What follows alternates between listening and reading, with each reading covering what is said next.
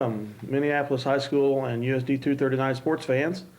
I'm with Coach Gerald Shoemaker, retired Coach Gerald Shoemaker, but he's always at all the games, taking it in and probably ready to give some advice to granddaughters and grandsons that'll listen, etc. Still got that coaching bug in them. I know they always do. They never get it out of them. But he has kindly consented to meeting with us here this evening and doing an interview.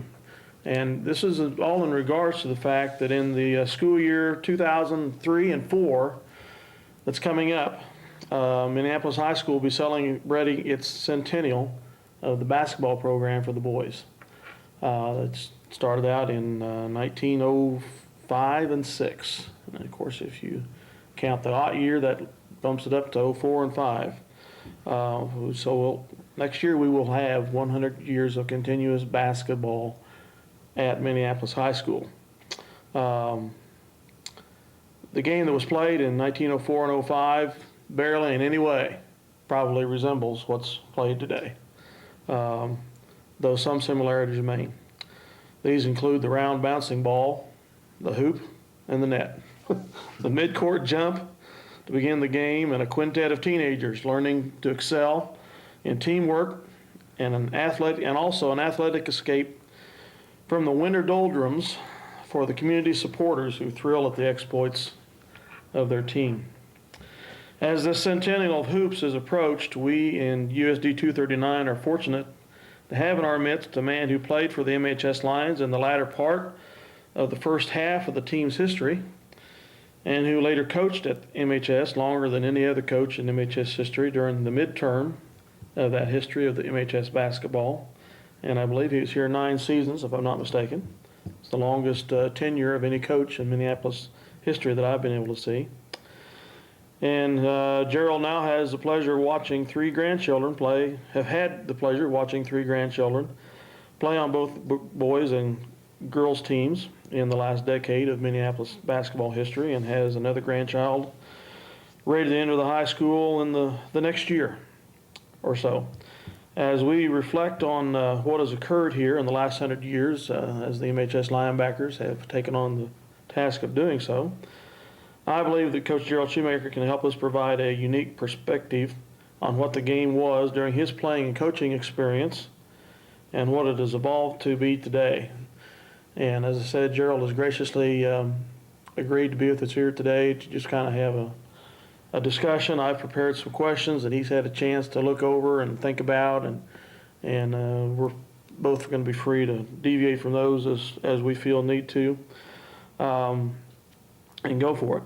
As a further introduction, Coach Shoemaker was an MH student and athlete in the mid to late 40s here at Minneapolis, and returned to his alma mater as a head basketball coach at MHS from the, if I have this right, the 55, 56 seasons, and stayed here through the 62, 63 seasons before he moved on to Kansas City.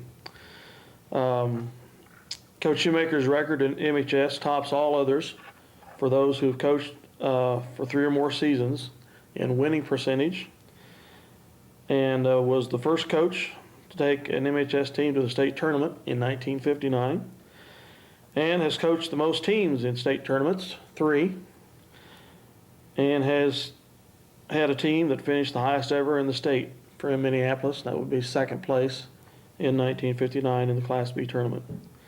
He has the largest number of victories for MH teams in both season tournaments and tournament championships. And he's the last coach that coached an MHS boys team to win an outright league championship, if you can believe it, for Minneapolis High School. And that occurred in 1959 in the NCKL. From what I've seen, we've shared one in the NCAA a few years back, but it's been kind of a dry spell since 1959, Coach. That really amazes me.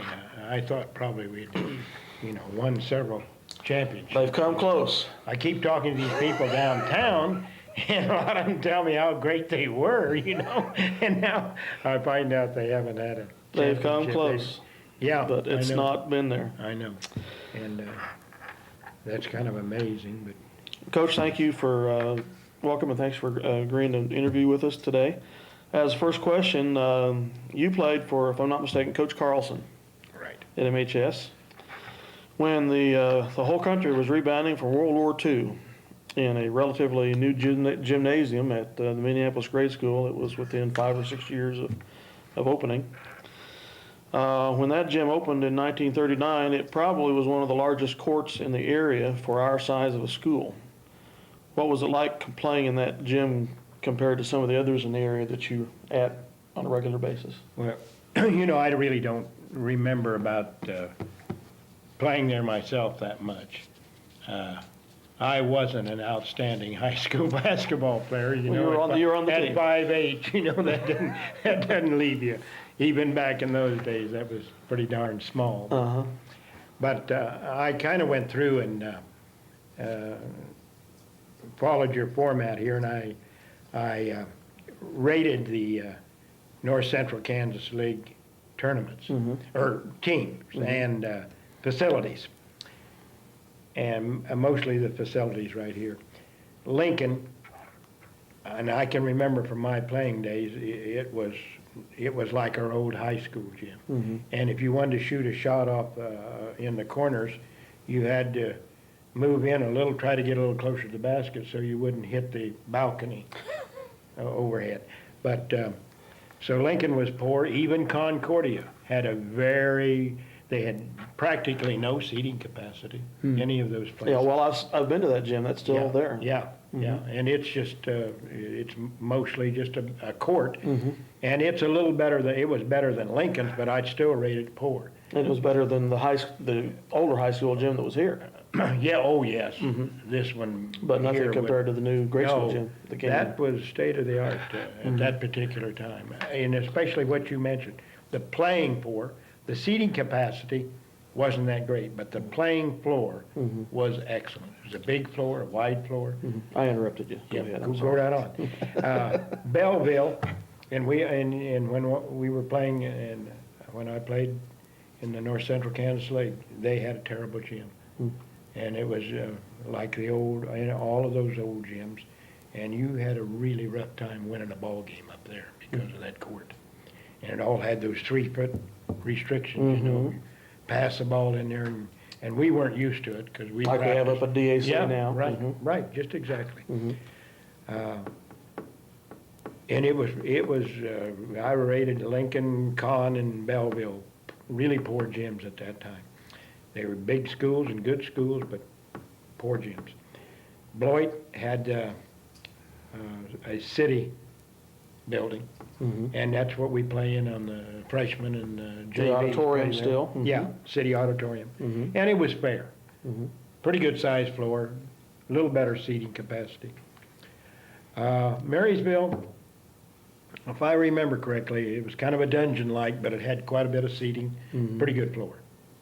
Pretty good floor.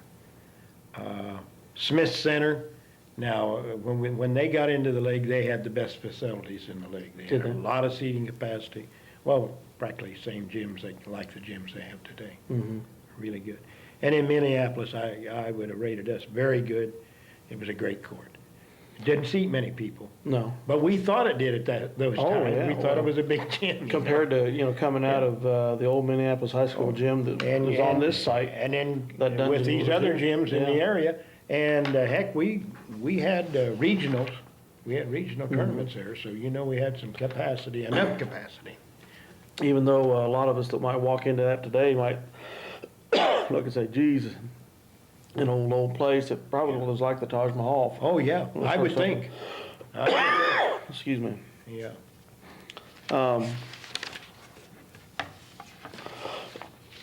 I made some suppositions here in this next question that you kind of told me you're going to have to defer to talking to some other people to answer this question. But and I never did get around to seeing some of those people. But we'll do it and describe it anyway. I'll read the question and we can kind of banter back and forth with it. Okay. Let me cough again here. Excuse me. First of all, you grew up in the area, right? You grew up in this area? Yes, I did. Right. I'm assuming that as you were growing up in the area, you might have had the chance to see MHS games in the old sub-ground level gymnasium that was at the high school at the site of the library today. I remember attending middle school in that building in the 1960s, And of course, we were on that court quite a bit as students. And I wondered how in the world many people ever watched basketball teams play in that place. For those of you that never have seen it, if I remember correctly, it was a dungeon basically, or sunken floor gym about 12 to 15 feet below the level of the ground. And on one side of it, there were 3 or 4 openings that were maybe 10 feet wide by 5 feet high on the east side that separated the gym area from the main hallway in the building. And then there was an upper floor on the south end of the gymnasium that was over some storage rooms, et cetera, that was maybe 15, 20 feet wide at the most. And then there was if I remember right, there was just a 2-level railing that separated that from the gym floor below. And then on the west side, there was a walkway that was maybe 4 to 5 feet wide that went down the west side of the gym with that same 2-level railing, et cetera. And I just couldn't imagine how many people more than on the first row were able to see anything that was occurring on the basketball court beneath them for observation of a game. And I was just wondering if you ever had the opportunity to attend games there as a youth, if you remember anything about what you saw before they moved into the gymnasium at MGS. No, I never did see a game there. The first basketball game, high school game I saw, I guess, was in the grade school in the new gym. But when I first arrived at Minneapolis as a coach and teacher, the first 2 years I coached a junior high team. So it just so happens that my good teams, I also had part of those kids in junior high, in the 7th and 8th grade. I didn't know Yeah, that. So we practiced all the time, and we played a few games in the old gym. But again, I guess at that time, basketball was mainly for the people participating. It wasn't a big crowd draw, as it is today, you know.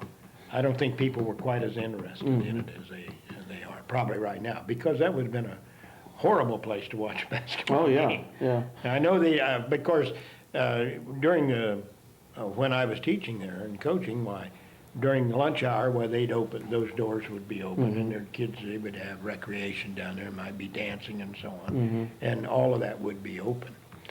Well, I remember, as I have looked into the history of athletics here at MHS, when that gym opened in 1915, 16, whatever it was, they ended up having several tournaments. Oh, I'm sure. Area tournaments here, because that was the Taj Mahal for this area. Gosh. It's hard to imagine, huh? Yes. But so there was people that had to be coming in and watching it from out of town, et cetera. Right. I've always wondered at how many people ever watch that, and if any of you that are watching this have any answers for that, you might let us know. But it would have been a unique experience playing competitive ball in that kind of an atmosphere, I think. I think so. Okay, let's move on. Although overall through the past 100 years, the boys program has only about a slightly over 50% winning percentage. The basketball season is looked forward to every year. MHS has had more winning seasons than losing seasons. But every year, in spite of however the regular season plays out, there's always an excitement and an anticipation of post-season tournament action and the possibility of an MHS team hitting a roll and playing its way into the state tournament. I know that those are some of my memories as a youth in Minneapolis and following the teams that you coached, and has carried on through in my perspective today. Even though it's different teams and different competition, it whetted my appetite following your teams. And so, of course, I have a lot of good memories as a youth for those, and I was wondering if you have any memories about MHS basketball when you were growing up in this school system before your playing days, et cetera, that you want to pass on. You know, I guess probably it must have been in the early 40s when I realized that there was basketball being played. And, a lot of us went to country schools, and you probably didn't even have a basketball goal on the playground. But I do remember some of the local citizens now, like Joe Perry and the Rongish boys. I remember Jack Rongish was an outstanding basketball player, and Lloyd Farrington and Junior Cree. I can remember those guys playing. And then from the time I got on into school, then I pretty much know what was happening. They had a team, I think in 44 and 45 that was quite outstanding. Yeah, I think they did. And in fact, in 45, under normal situations, they would have been the first team that had gone on the state. Yeah. But in looking at the regulations that you see in the brochure that they print in the state tournament brochure every year, there was about a 3-year period of time during the war And they didn't have it? that they had the tournament, but instead of having the tournament like they have now where they have 16 or 8 teams come in, Yeah. they cut it down to one site and had 4 teams come in from each of 3 classes. And so there was a period of time there that our guys qualified in 45 for what would have been the original 8-team format, but they had to go on and play in another sub-state to qualify to go to the original state, and they got knocked out. And that would have been the team that Junior Cree and Rongish. Was that? And then yeah. Yeah, I remember that they were quite good. Quite good. Yeah. Basketball, as we alluded to at the first of this interview, has changed immensely in so many ways. What are some of the things that were unique about the game when you played in the 40s? If you can remember some of those that no longer exist in the game today, maybe such as the coarse leather ball, or how the player shot the ball, the tempo of the game, rules of play. Not to mention those wonderful short shorts and knee pads. Well, the knee pads, that was part of it. I can remember that when I started out. I think by the time I reached to be a senior, we weren't wearing them even. The short shorts, I'm amazed that they're not still here. I am too, quite honestly. Yeah, because that was really a tradition. And the basketball, it's been pretty much the same since I started playing. Has it? Yeah, it wasn't. I've seen some of those you're talking about, but there might have been some lying around the dressing room, but we never played with one. It's always The actual ball hasn't changed much itself. No, not much at all. Rules have changed a lot, but those things they change, the free throws and so on. That things bobs around all the time. Probably the most disgusting thing they ever did was there was a few years there, and this was later on, that you couldn't dunk the ball. Remember? And that seems ridiculous to me. I don't know whoever figured that out. And they didn't have glass backboards back there to break. No, and that's one of the traditions of the game. I suppose people thought it was showing off or something. Oh, I suppose. Yeah. Poor sportsmanship. Yeah. Oh, that's so bad though. But that's really an interest part of the game. Oh yeah, really turns the crowd on when it Oh, happens. you better believe it. The few times that it happens around here. Yeah, I can. When I was down in Kansas City, I remember we played Sumner one time, an all-black team, all-black school. They had 12 kids, and every one of them could dunk the ball. But it was against the... Yeah, no, at that time you could okay. do it, yeah. And they could all dunk the ball, and that was, when you're the opposition, that makes you kind of notice. You notice. Yeah. Good. So that's probably the main. There's some subtle differences, but basketball is still basketball. Okay, good. Do you have any favorite or lingering memories from about when you played basketball for MHS, like regarding your coaches or fellow athletes, greatest victories or heart-stinging defeats? I get. What I wrote down here is. I think at that time, basketball was, for the majority of us, it was something that we endured so we could get back to football season. Okay. And at that particular time, because we had good football team. Kind of like if you're a K-State fan Yeah. today, huh? Yeah, right. I think so. I'm one of those. So. You want to get that in? Okay. I wasn't making fun of K-State fans. And so we had some kids that were good, and I can I recall the kids the people that I played with. Jerry Baker was an outstanding athlete. Pat Baker was an outstanding athlete. Mike McNally. These are the guys that played on the team with me.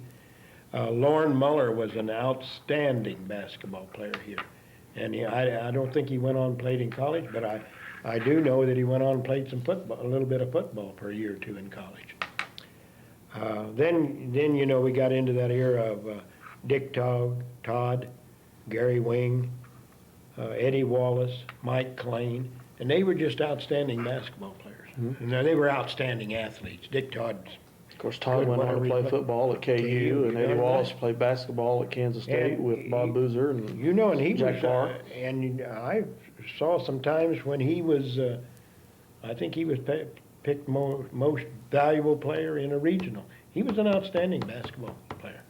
Eddie Wallace. In college? Yes, at Kansas State. Mm-hmm. He was outstanding, and that's one of my things I had in the back of my mind to do some research on. He has quite a pedigree in basketball. And I think about when he was a junior, he kind of, I think if I remember correctly, someone was injured. These guys remember that a lot more than me. Mm-hmm. Someone was injured, he took his place, and he went and then made most valuable player in a tournament, I believe. Now, Eddie played here in the late 40s, early 50s before he went to K-State? No, it would have been, I graduated in 49, so yeah, he was coming on about then. He was in junior high, and so it would have been like 50, 51, 52, 53. Okay. Yeah. And then, of course, Mike Klain, and he was a school administrator. I think he was my principal. Yep. Mm-hmm. He was very good. When he was a freshman, he was a good ball player, great shooter, good shooter. I have trouble with using that term "great" because of the era, but he was good. And I know as I reminisce, I'm going to leave out somebody that was very important. That's fine. And that's just bound to happen. We apologize if that. Yeah, we don't want any hurt feelings, so we apologize. When did was the two-handed set shot pretty much around when you were playing yet, or was that gone? There was probably I was one that maybe still used it. But it was on its way out. Mm-hmm. I think in the probably mid 40s to late 40s. Mm-hmm. And I know all through my coaching career, everything was jump shot, just as today. I remember a kid that I've left off of this group, who was an outstanding ball player, was Dean Wearies. Dean Wearies? Yeah. And I think he, if I remember correctly and am correct, he became I think he was CEO for Dillon's. Oh, really? Corporation. So he was very intelligent, but he'd come across the key, and he had a two-hand shot, and he was at certain nights unstoppable. Mm. And he was a heck of an athlete. As I go into high school at 5'8", I'm in with some men, and like Jerry Baker, he was like when he was a freshman, he was 6'1" and 220 pounds. He's just a great athlete. Mm-hmm. They were great athletes. Yeah, Wearies was good. They had a That's a good-sized kid for today. Oh yeah. And he played halfback, in high school football. Yeah, and that was when did he play? Was he on that 49 team that was so good in football? Yeah. That played with all the big boys, Hayes. 50, I guess. Early 50s. 50, yeah, the 50s. Well, they had a couple. When they were seniors. They had a couple of NCKL championships there. Yeah. In football. Yeah. Mm-hmm. Yeah. When I was a senior, the nemesis that got to us was Beloit beat us, and Marysville. And still occurs, doesn't it? Yes, it does. Seems to reoccur quite often. We have a long history with Beloit. Yeah, we do. Now, you went on, to digress a little bit, you went on to Bethany? Yes. From here? Yes. Did you play anything at all there, or did you learn how to coach? You played football? Started 3 years at Bethany. Good. Yeah. Almost, at Bethany, got discouraged, which you do as a freshman, so I didn't go out the last couple of weeks. And darn coach lettered 3 guys that played half as much as I Oh, did. my. And I thought, oh, wow, I learned my lesson then, you know. What position were you in Yeah. football? Played guard. Played guard. I went down there as a halfback, Mhm. and they needed guards, and he pulled his guards a lot, Mhm. both guards, and we were both ex-tailbacks, and made it, Mhm. stayed there. Good.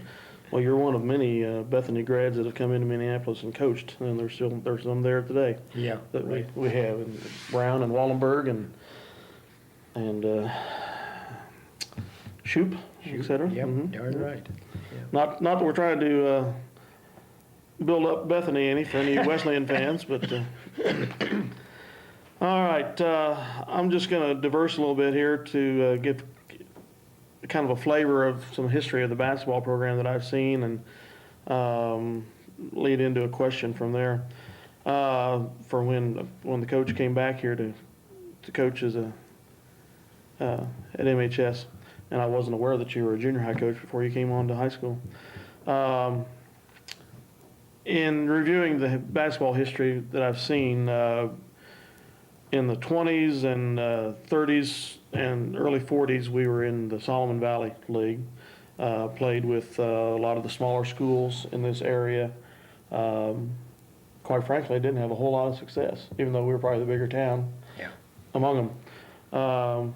And then, but we started to, I think, in the early 40s or late 30s, build up some success, and they started competing more against like Concordia and Beloit, et cetera. And they finally jumped to the North Central Kansas League.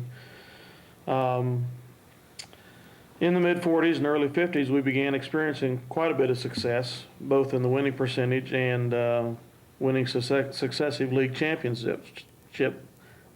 Excuse me. At that time, we were a Class A school, or Class A state classification, which is where the other schools were, though I know we weren't quite probably even then as big as they were. And this set the stage for your arrival in the early 50s, fresh out of Bethany, I guess, as coach. And I'm not trying to, I have not heard nothing. This was just a question that popped out of my mind. There's an old saying that says you can't come home again. You were the head coach here within 6 to 7 years after graduating from high school here. Did you have any initial difficulties in stepping into that position because of your Minneapolis connections, or any recent success of the program that had already been there that was an obstacle, or was that pretty much a non-factor? You know, I can kind of consider, I suppose, maybe the reason I got the job in the first place, because I don't think I got that job until about, 1st of August that year, because they had some resignations and so on. And maybe the connection that they knew me was the reason I got the job. And after I got the job, I considered, maybe I'm kind of thick-skinned, I don't know, I suppose. I just didn't hear a lot of criticism. That's good. And well, you know, I wasn't confronted anyway. You know, I think anytime you coach, you're going to be criticized. Oh, yeah. You just get ready for that, and you accept it. And you know, you're dealing with people that are pretty important to parents. Yes. And so you know, and you're going to hurt some feelings being a coach, because you pick what you think maybe are the 5 best players. They may not always be the best. They may be the 5 players that play together the best. You know. Yeah. And so, yeah, you're going to be criticized. But I was in the coffee shops all the time. Maybe I defended myself. I don't know. But it didn't bother me. Well, I had never heard anything. The thought just crossed my mind. Well, I wonder what it was like coming home for Gerald. Was it a difficulty at all? No, it didn't bother me at all. Good. Good. I'm glad it didn't at all. It was a non-factor. Oh, a man that was probably one of my better friends prior to, and ran a service station, Louis Hahn. And of course I charged the gas there, and Louis was thought I should play son more than I did. But, So he jacked the price up just for you, huh? No, he didn't. He didn't increase the price, and he let me sign the tickets, and I'd take his abuse and go on. No, we remained good friends. Well, that's good. That's good. Before, as I alluded to a little bit in the last preparation for this last question, before Minneapolis High School moved into the NCKL, our main competitors for many years were often the smaller schools in the area, such as Milton Vale, Delphus, Glasgow, Wassaria, Sumnerville. I can't even remember the names of a lot of them. And we often had a measured amount of success in competition against them. Even though MHS was a larger school, history indicates that it didn't always have a great amount of success in regular season or postseason play against these size of schools. And I'm assuming that just was because kids just played down to it or something, and they never challenged to go beyond it, I'm guessing. I don't know. But after moving to the NCKL, we competed more against schools that were similar to our size or larger. But for the most part, again, for a while, we only had limited success in postseason tournaments against schools in the classification we were in, which was at the time was Class A. During your coaching tenure, MHS was the smallest team in the NCKL, and during that time, we lowered from Class A down to Class B for postseason tournaments, and we were the smallest school in the league. No other school for a long time was in that same one, though Lincoln joined us eventually. Your teams had a great deal of success playing against these larger schools, not 100% of the time, but they had a great deal of success.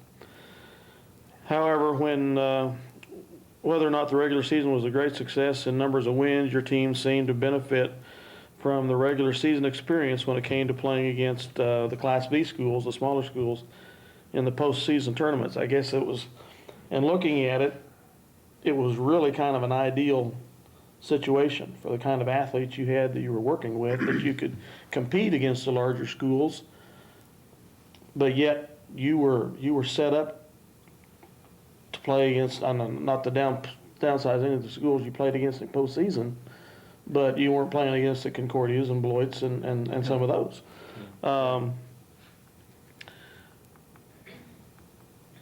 Would you agree that playing in the regular season against Class A teams benefited your squads greatly in the postseason against Class B teams? Oh, I think so, definitely.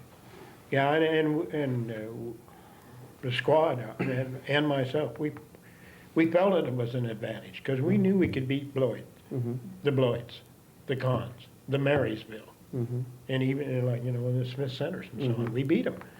So we knew that, hey, we should go in and kick people around when we got down that lower classification. Now, it didn't always happen. Yeah, Glasgow and Miltonville still got us every now and then, didn't right. You're dang right. Delphus. And Delphus, yes. Yeah, they were great. And, and I heard there was a coach at Beloit said, I hate, and he ended up coaching at Shawnee Mission North down in Johnson County. But he said, I hate to play those Class B schools. He said, those damn kids have played together so long that they know exactly what each one's going to do. And that's true. They played 5 or 6 or 7 of them. They played together, and they may have been out of 2 or 3 different classes, but they played together, knew every move, and good teammates. They get tough. You're dang right. And they can all shoot. What do you think your 1958-59 squad, the one that took second in the Class B tournament, they had a lot of good athletes on that squad. You're right. You think they probably would have done equally as good in the Class A tournament at that time? Sure, no doubt. I when I went to Kansas City to coach, I was interviewed by the Kansas City Star, and they said, well, now you're down here in the kind of what they were intimating the big time. What do you think about basketball down here? And I think I might have fell in disfavor by saying I think good basketball is good basketball. Whether it's Class B, A, or whatever, it's good. Yeah. And kids know how to play it. they know how to play it out in western Kansas just as well as Kansas City. May not have some of the Yeah. gifted athletes, and Yeah. bigger athletes that No. they have, but, But every once in a while, and we did in '59, we had all of it. oh, yeah, you The did. size and the speed Mm-hmm. and great ball handling ability, everything was there. Mm-hmm. Yep. That was, I wish my memory, I mean, I was, gosh, I guess I And probably mine- was first grade at the time. I mean, I remember the excitement of it, you know, and I remember some of the names, but I wish we had film. Oh, yeah, wouldn't have been. Because I don't remember anything but the excitement and the fact that it occurred. You know. And my memory is dimming enough that I don't even get to enjoy it. Well, in whatever is left of that memory, what are some of your favorite memories from about your teams here at MHS and the many district and regional tournaments that you coached through, and the 3 state tournament appearances that your teams had? Before you answer that, I want to interject something here for the people that may not be familiar with the type of situation we went through that time with playoffs compared to today. Today, you have sub-state that everybody qualifies for, and at least in our level, it's been that way for a couple decades. And you win, you keep playing. You're out. If you lose, you're out. It's over. There's 6 games to get to the state title. Yeah, 6 games and you're in the state championship. At that time, for Class B schools, and I think Class A was a little bit differently, but for Class B schools and lower, there were so many schools, they had to have a weeding out process. And so everybody played through what was called a district. Right. And then they got to a regional, which basically was compared to our sub-state today. And also the way that it was set up is if you won your first game, if there was a 4-team, if it was a 4-team district, Yeah, if it was a that's- 6-team district, it was different. Yeah. But if it was a 4-team district and you won your first game, even if you didn't win in the championship game, you got to move on to the regional. Yeah, that's right. Now, if it was a 6-team district, you had to win at least the second game in order to get to the third game. But so sometimes if you just won one game, you were assured of playing 3 or 4 more games, which today is a lot different. You win one game, great. You lose the next one, let's pack it up, go home, and get ready for next year. But I think that had something to do with probably a lot of the excitement of postseason maybe at that time for people, is that there was always the potential of a lot more games being played than oftentimes what occurs here. And of course, in the last several years, recently it's been a lot different, but we had a lot of times where we had a lot of teams that it was just one game and out. And so postseason didn't have quite the excitement there. But anyway, now that I've digressed into that, what are some of your favorite memories about some of the districts and regionals and so forth and so on, and your teams that you played with or coached for? Oh, gosh, someplace along here, I want to mention some incidents. You go right ahead. Probably, as I started coaching, I had a kid by the name of, and I think it was the first year I coached varsity. I had a kid by the name of Morris Elliott. Now, have you heard that name? No, I haven't. Well, he was a kid from Delphus, or from the Delphus area, and he ended up taking the drive down to Minneapolis and decided it was a little bigger school, a little bigger class schools, and so this is where he came. He's 6'5", and now I don't know whether it was broken or not, but then I don't know exactly. You might check on the records. I think he might hold the school record for scoring. Wow. I think he and I can't remember. I've who. seen 41 points as a high. He was higher. He was either 46 or 47, 45, 46, 47, and it was in a game. I'm not even sure we won the game. Huh. I mean, it was a struggle, and he scored every time he touched the ball, and they had a couple kids that scored every time they touched the ball. But, and I just, my memory fails me on who it was. He played for you? Yes, he played for me. In I think it was about mid-50s or so? Yeah, this was, I think probably no, I'd say it was probably the second or third year I coached. Okay. Because the kids I had several good kids. It was before Matt and Sure and all those. Yes, before them. I had a kid by the name of Jack McCain, Mm-hmm. and he was 6'1", and then I had a kid by the name of John Martin. And I remember we run a high-low post with them, and they were deadly. And we beat some good teams. Mm-hmm. I remember the first year I coached here, we started off, it was Abilene, and they pounded us. And we come back and caught Chapman, and they pounded us worse. And then I was Again, much bigger schools. Oh, yeah. And they were all A schools and tough, really basketball schools at that time. And then my principal, I overheard him say, I knew we shouldn't have hired Shoemaker. Oh, no. But, I guess. Little did he know. Well, at that time, I still had enough ego and young enough that it didn't bother me at all. Then Floyd came to town, then we hadn't beat him for years, and we run right over him. And it surprised me. I'm thinking, you have your doubts. And I remember prior to that game, I'm thinking, well, I wonder if we're going to win any this year. And then we went out and we just got to clicking, and from then on, we were pretty darn good ball club. But we did. We had our doubts, I guess you would say, with Yeah. those couple of games. And then, and those old Cliff Johns played on that team. Bobby Hahn played on that team.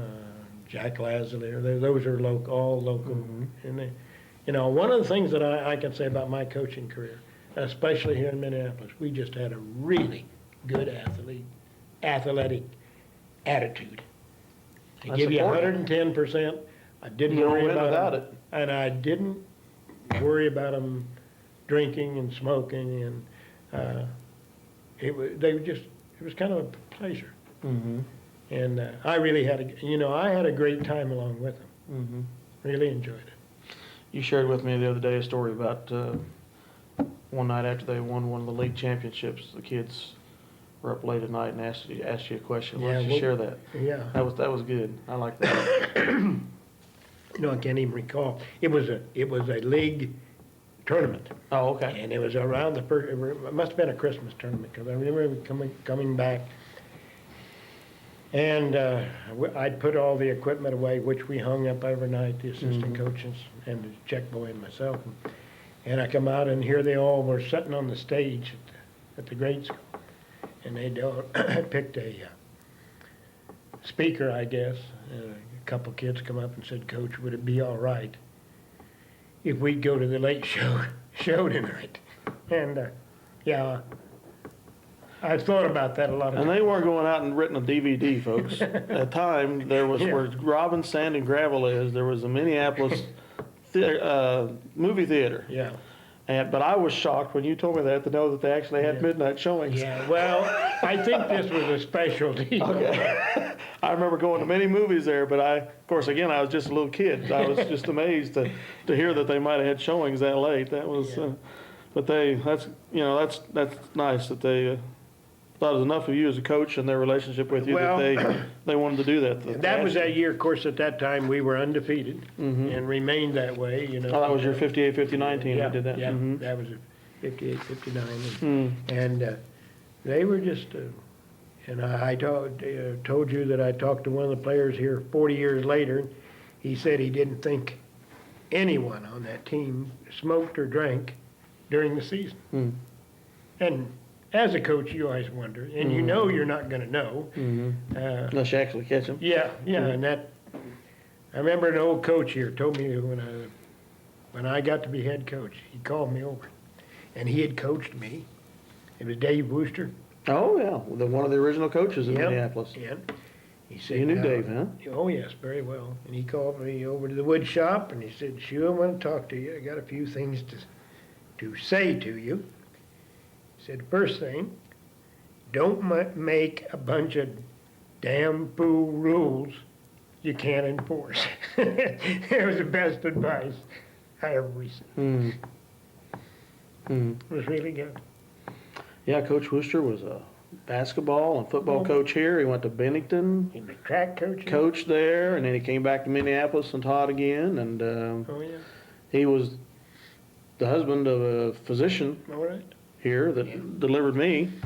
Winifred Wooster. Winifred Wooster. Yeah, her office was in that, I guess what used to be an old veterinary barn and clinic from what, from what I understand Merle there. Wing owns now. Yeah, right across from the Mighty Quick today. The inevitable question, and it's probably a stupid question, but how would you compare some of your star players of your MHS squad, such as John Matt, Cooper, Pitts, McCain, Funk, Scher, Lazalier, Bruce, Ray, Baker, Gary, Roy, just to name a few, to the players on today's team at Minneapolis High School, competition-wise? Oh, it was, they back in those days were just as competitive as this team. This is a really good team, I think, Yes, that it we is. have this year. Denny Baker and Gerald Shoemaker play the same type of defense. I mean, really, really tough, you know. And he was a stopper on our on those teams that I had, Denny Baker. You named the people: Matt, Cooper, Pitts, McCain. Pitts is probably as good a shooter as I ever coached anywhere.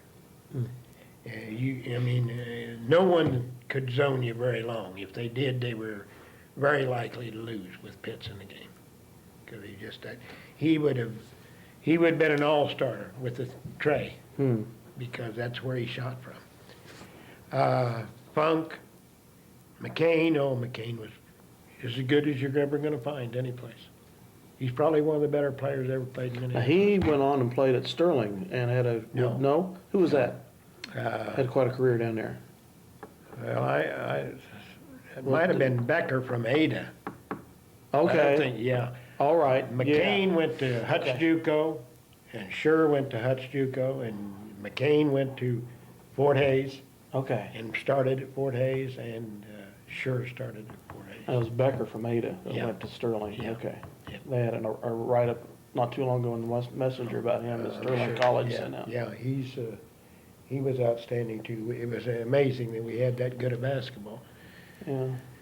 But then when you say, well, you're getting all this argument today about big school versus little school and so on. Well, if Ada hadn't have been there, they'd have been in Minneapolis. Now, there wouldn't have been that many good ball players. There just wasn't room for that many good kids at Minneapolis, and it's Sure. probably great, because they had a heck of a team Yeah. at Ada.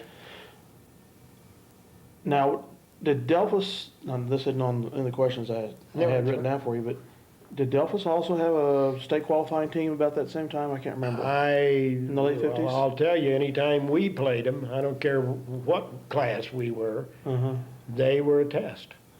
They had big kids. We had big kids. One of them is the city administrator right now. Yeah, that's right. Damn right. Yeah. But so there was Otto County, really North Otto County Oh. especially, was very blessed With in the great late athletes, 50s good with a lot of good basketball players. Uh-huh. Yeah, because only a couple years before, Tescott won the state. Oh. Yeah, that was about 57, I think, they won the state. Hmm. And then both Ada and Minneapolis ended up second in the state that same year, and both got beaten overtime. Mm-hmm. So,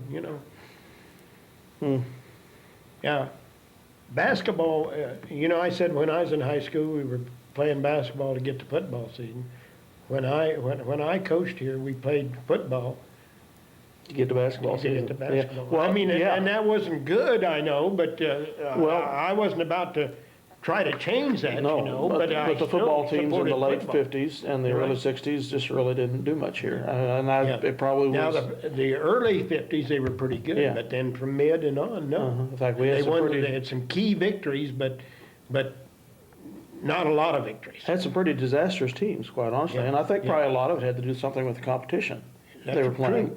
But But, I will always remember, we beat, with the team that Cooper and Pitts were on, they beat Concordia. And I remember Herschel Betts, the coach at Concordia, with the head in hands, saying, how in the hell can a team from Minneapolis, Kansas beat concourse. But it happened. That's why you play the game. That's right. That's why you play the game. It's because you never really know how it's going to come out. You know, I got there's a couple other stories I want Go right ahead. to mention. You did. You know, you talk about kids that, Dave Hikas, David Hikas, the minister here, he and I had Nazarene Church. we had a dispute. Dave was having trouble getting to practice on time, so I'd warned him quite a few times, I thought. Dave probably didn't. But I told him I thought maybe it'd be better if he'd come back next year. That's paraphrasing, but that was the gist of the conversation, and he didn't like that very well, but he accepted it, and by gosh, he did come back in '59 and started. Yeah, he was on that. Started practically the whole year, and when he didn't start, he gave us a valuable 6th, 7th man. You know, Eldon Smith, one of the better ball players I ever had.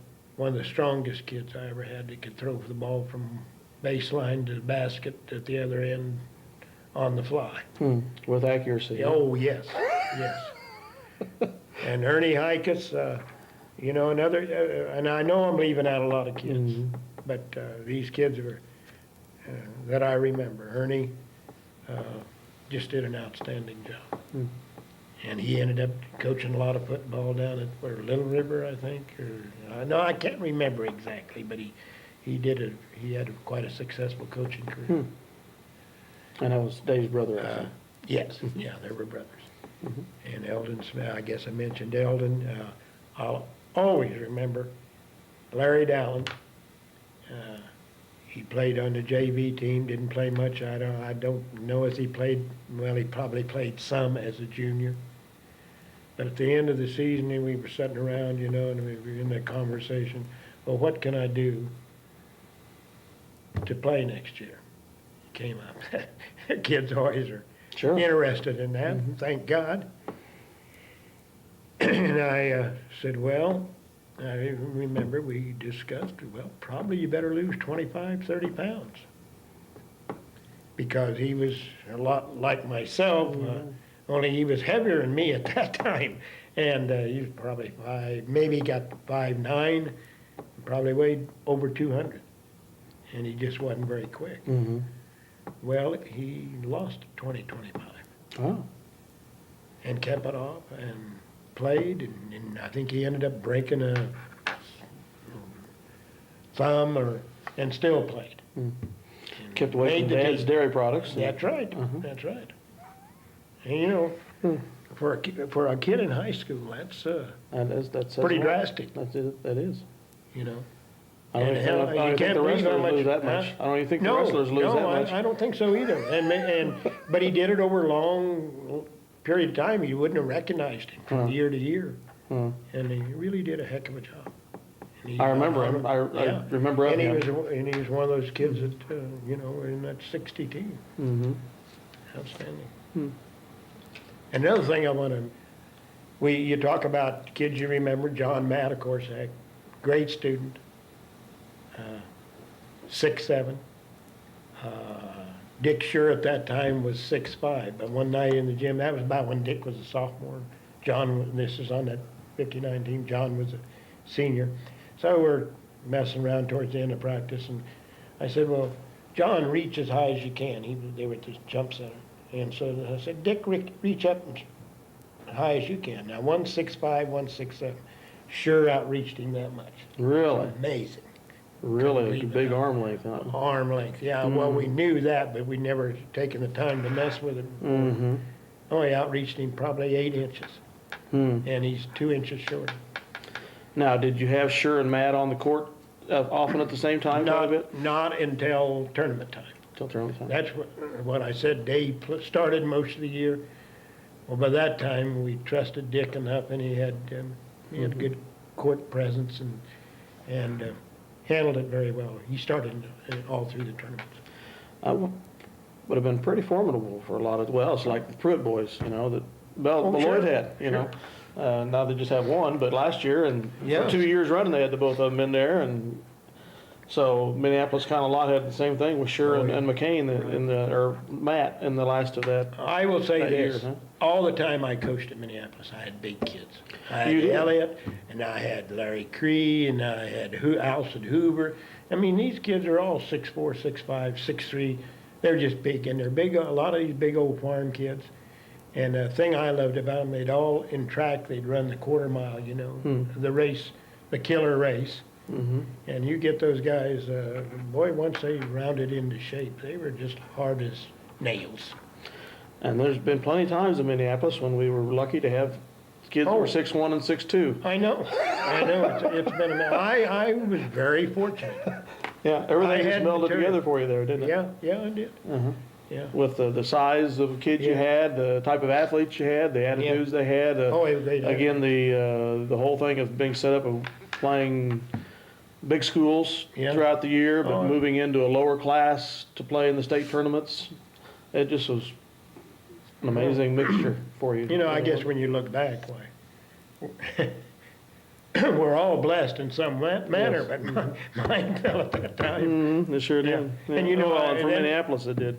Yeah, and when I even went to Kansas City, I had 6'7", 6'8" centers, so it just, it followed me. Mm-hmm. That's good. Yeah. And if there are any Matt relatives listening, I'm not saying this as a downer at all, but of course there was and just trying to figure out something about John again, because I don't remember. I remember he was there, and I remember he was tall, but of course his brother Dan followed with 5 or 6 years, and I was around Dan, and he was probably a little bit shorter than John, not much, but Dan was good, but I wouldn't call him a highly coordinated post player. He was powerful, but he wasn't really coordinated. What was John like as a post player? Your description. Okay. Yes, I think. Always had troubles free throw line. Had some foul trouble. But boy, you get him on, and nobody could have handled him. You get him one of those nights when the ball was falling.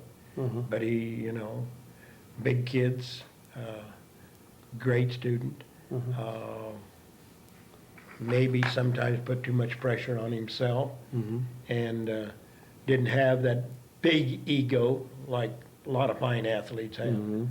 And so when he'd get a little down, but we always seemed to be able to pull through. I mean, he always did well. Oh yeah, he's an outstanding player from Minneapolis. Yeah. Probably one of the top players in the history for the school forever. And one of the things I want to do in celebration of the Minneapolis high school history is maybe put some kind of all-century team together, and I assure you his name will be in there. Yeah, it should be. And he also got that doctor's degree. That's amazing. Oh, he does. Sure. Where did he go practice at? He went now. It's not medical. Medical. It's I think chemistry. Chemistry. And he was at KU, and then I think he went to Indiana to get his master's and doctorate. What did he end up doing for a life profession? Do you know? You ever He hear? works for chemical companies. Chemical companies, And I know the last I talked to him, he was making trips. He was over one in Texas, a company, and then another one in Europe someplace. Yeah. So he did all right. Yeah, well, good. Good.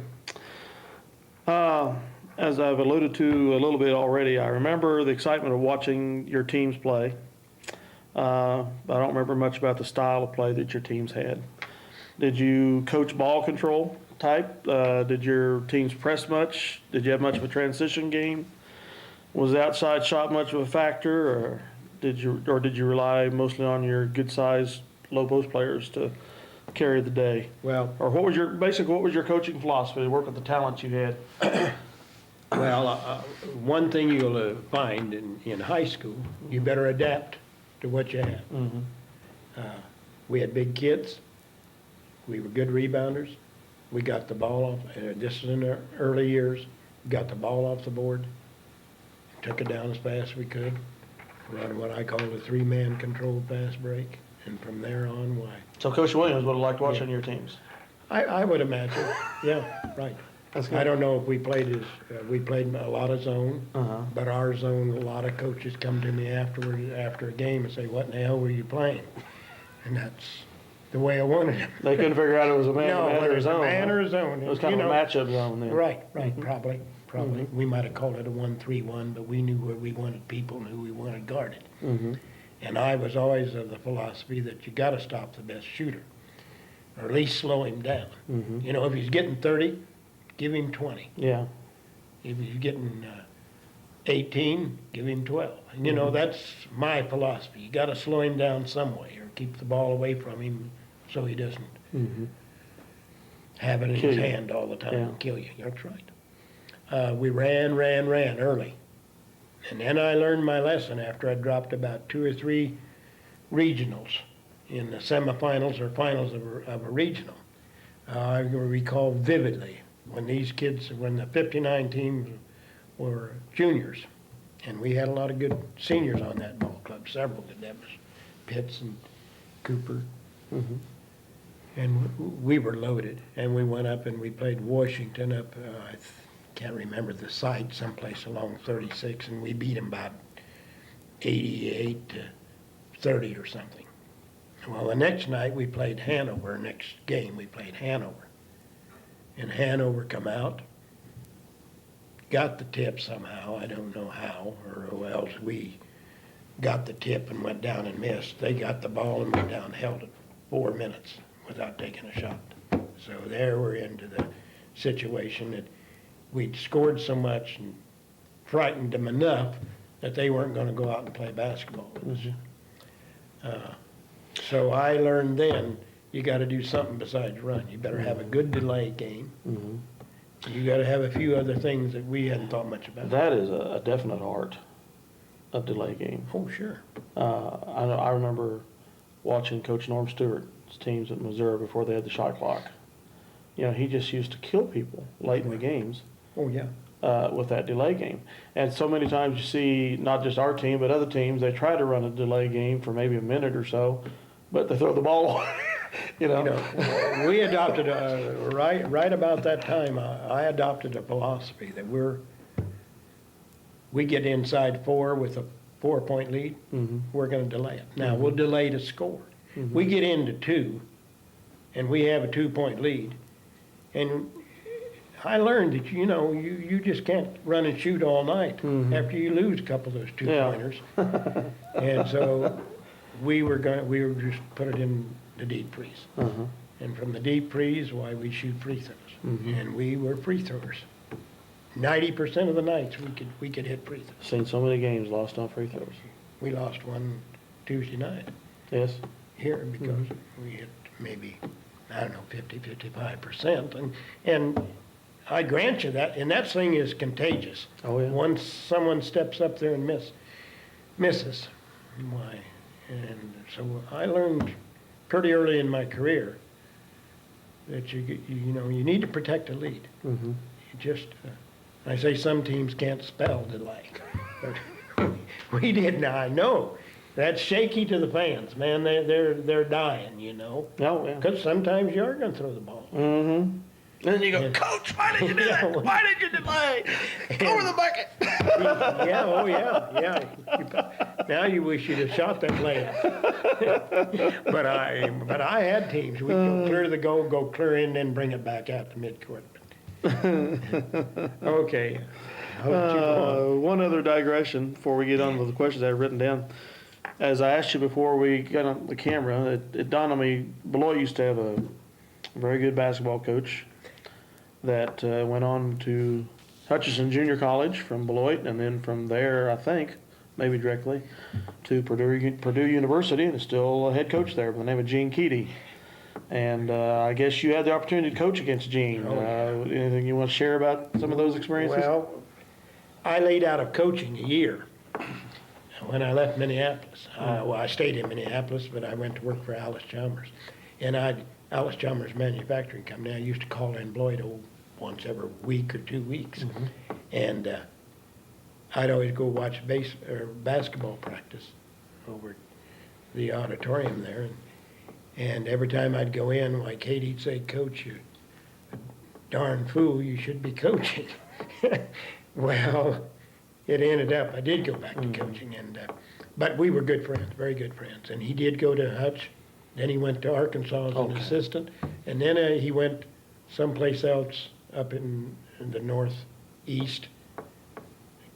Another good basketball college, and then he went to Purdue. Where he's been for Yeah, 100 decades. years.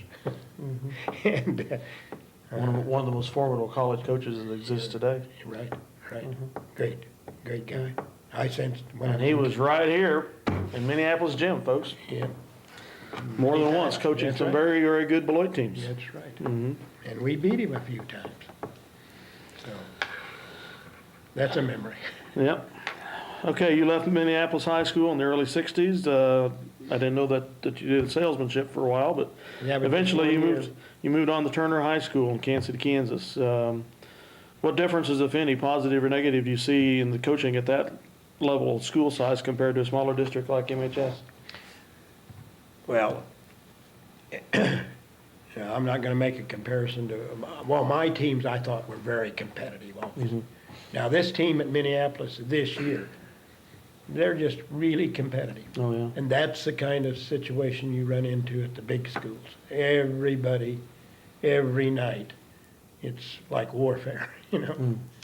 They're good athletes, and they're a special bunch of kids. How long? We- Okay, go ahead. Well, Turner wasn't, well, yeah, I guess it wasn't really a big school when I compare it, when I say big school, I'm thinking of 2,500 kids. But at Turner, we were probably the largest we ever was maybe 13 and a half, but that's still a lot of kids. And we were in the East Kansas League, and it was a football school. But we played pretty fair basketball too. Well, you got to play against the Wyandottes. Oh, yeah. And the Shawnee Mission North, the Shawnee Mission Northwest, and Shawnee Mission East, and Shawnee Mission South. And those are the big schools. Lucius Allen was gone by the time you got there. He'd gone Yeah. 1 year before I got there. He was out smoking pot out in California.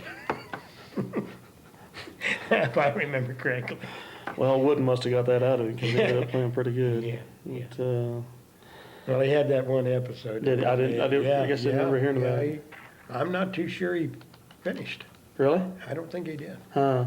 Yeah, he was a great player but I think he ended up getting busted, and Wow.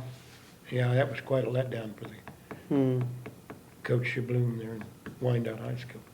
I bet it was. And while I was at Turner, we played in the only regional that Walt Shabloom did not survive and make it out of, or didn't get to, at least to the finals. Oh, yeah. Well, they won several state championships in a row. Like 12 in a row. Yeah. Yeah.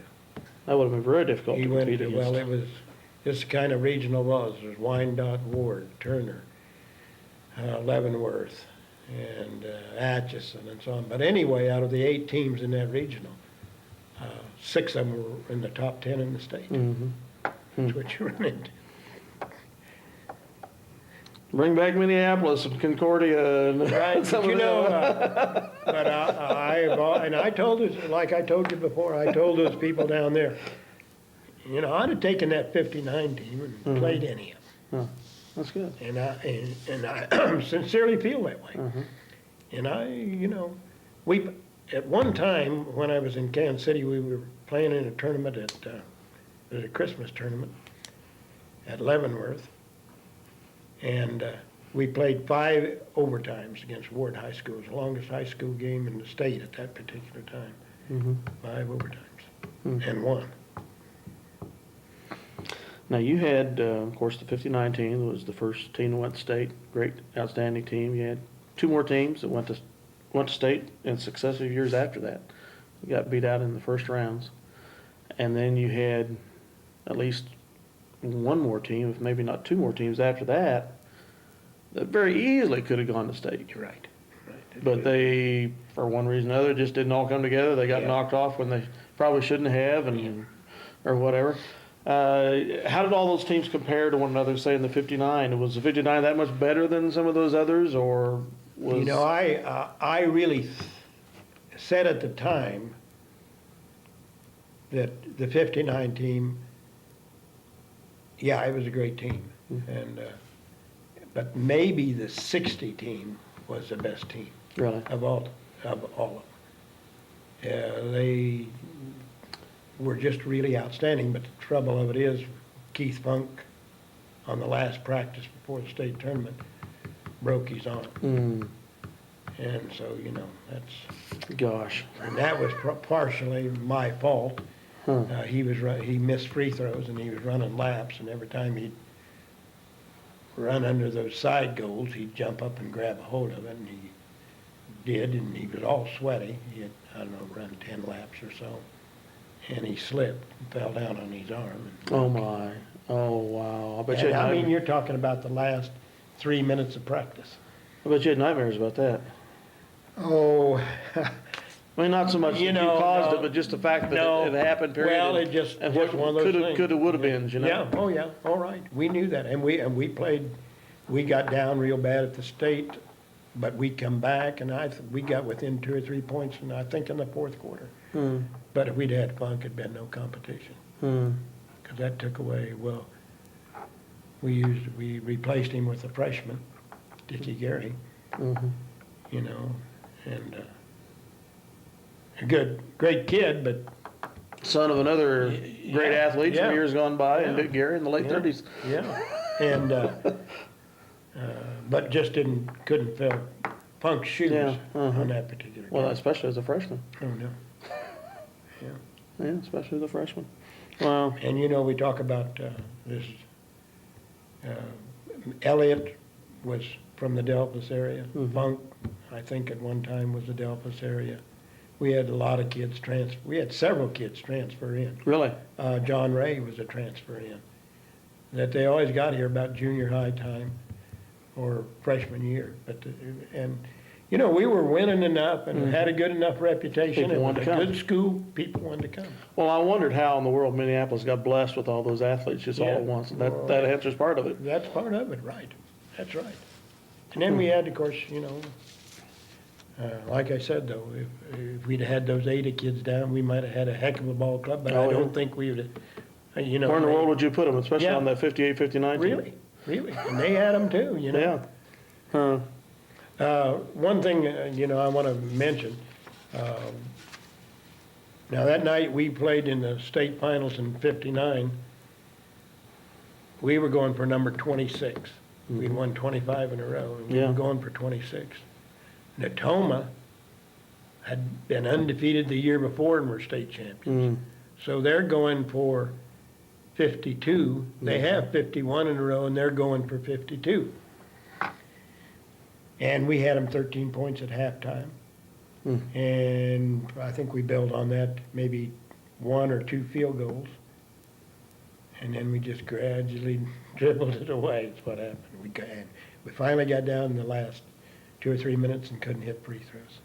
Mm. You know, all the Basically, psychological factors. basically had turnovers and Quite a few turnovers, because Just they were pressing. and exhaustion. All over. Yeah, Step yeah, it in. was just one of those things. mhm.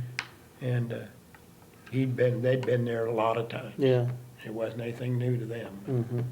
But I remember John said after the game, John Locke, who was a fine coach, he said, well, you know, he's a good analyst of material. And he said, you're going to be back. You'll be back several more times. He said, it's going to be a while before I get here. And that was right. Hmm. It's all about material and attitude. Oh, yeah. and Getting it all abilities. together, you know. In basketball, you know, you can go out and get beat 30 points one night, come back and play the same team the next night Mhm. and beat them. Yeah. That's a great thing about it. Mm-hmm. Yeah.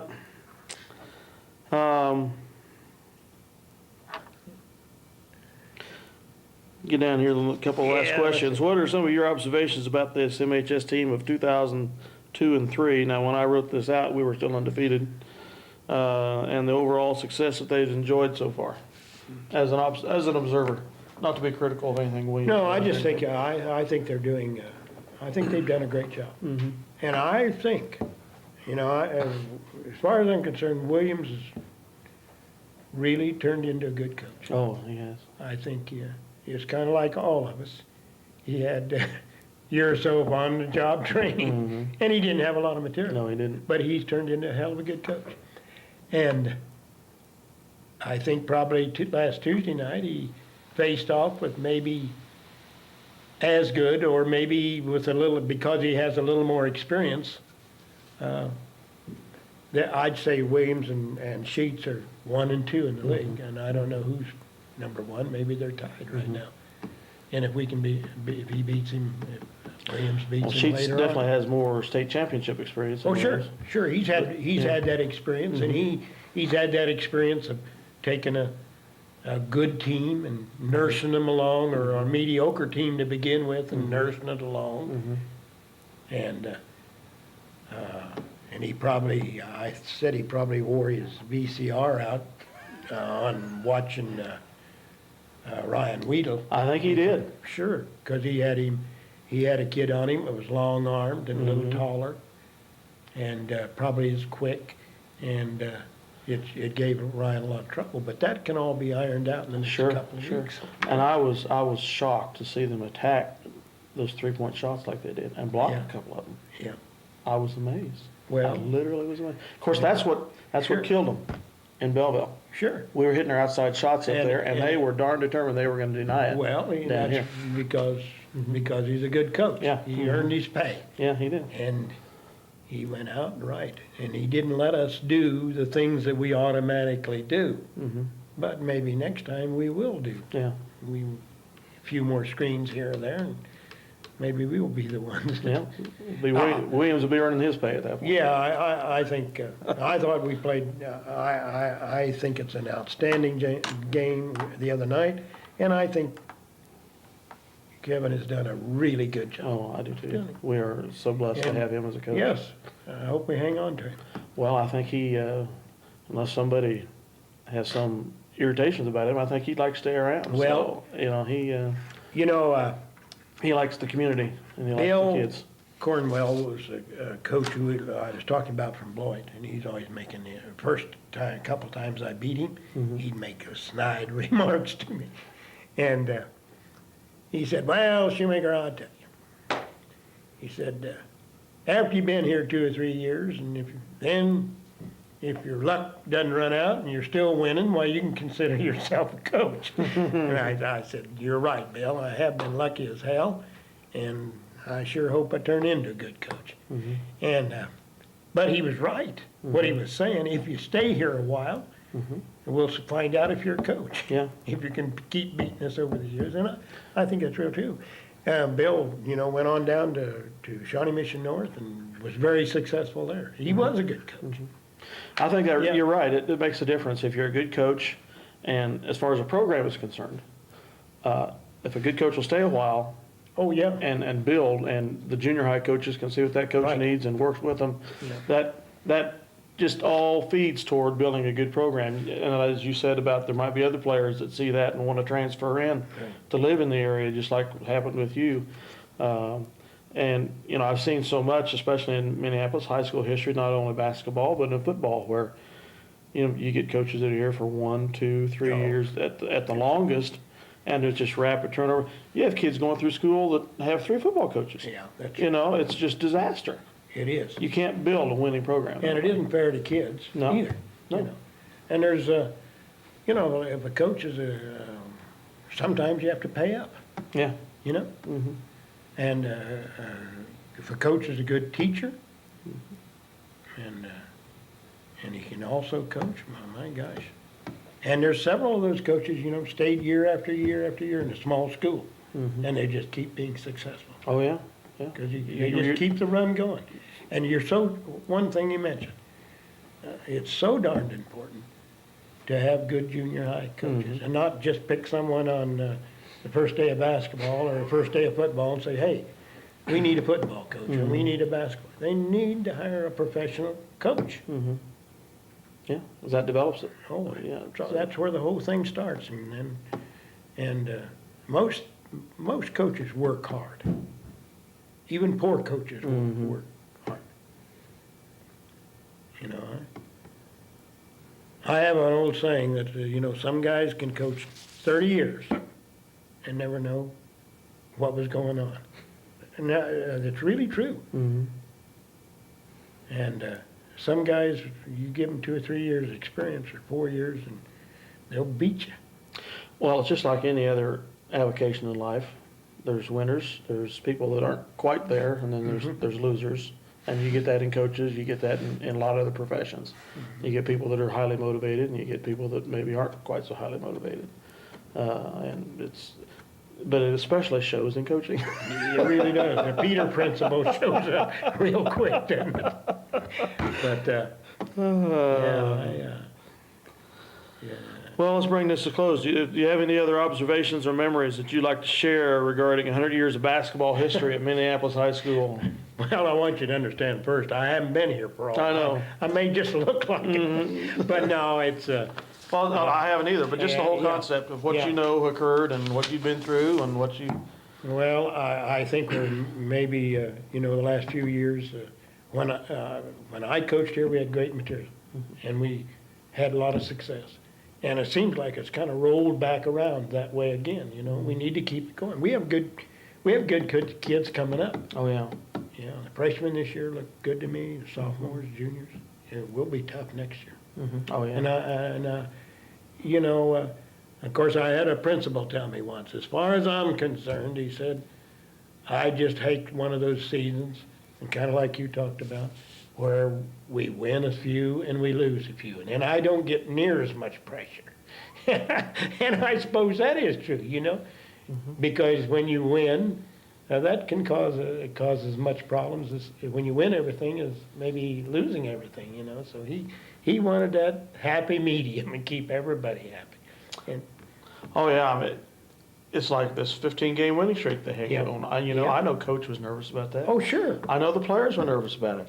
I, as a fan, go, great, Yeah. keep it up. But I know there were other fans that were saying, we need them to lose before they get to sub-state. Well, To me, I just now, said, I don't let them agree win, with let that. them keep going. I don't agree with that philosophy, but I will tell you, when we had that 25-game winning streak, I'll tell you, when there were 13, 14, and 15, I never slept. It was really pressured hell out of me. And I know it was the kids too. Yeah. But we got through it. Now, we didn't quite get through it this year because, well, one thing that like Clay Center was probably somewhat of a fluke loss. Oh, yes. But Belleville, you knew, and Belleville and Boyd are gonna be Oh, yeah. tough. It's just it's a tough deal.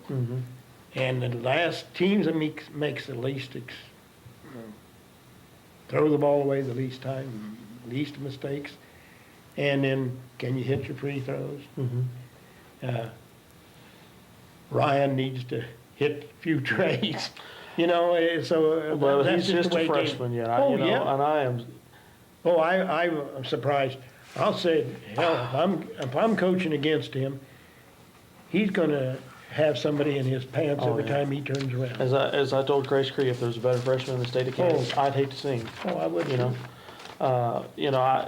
Some people might be disappointed in the way the Ryans played the last few games, but I'm just saying, he has contributed so much to this squad as a freshman.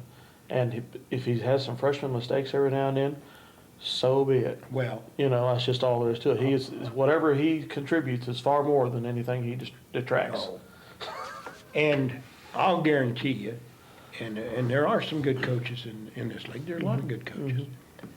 But as far as we are into the season now, I mean, he is probably drawing the best defensive ball Oh, player yeah. on the other team.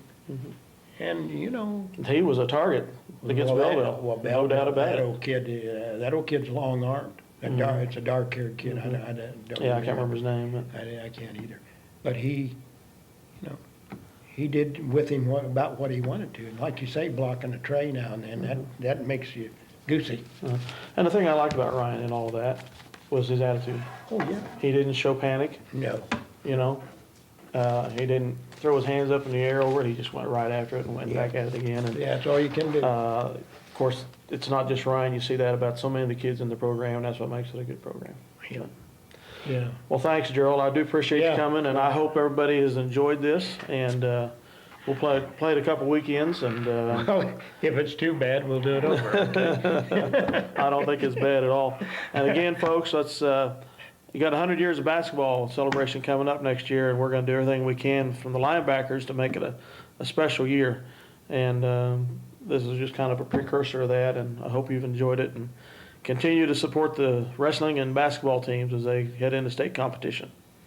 Signing off, Dale Leech and Gerald Shoemaker.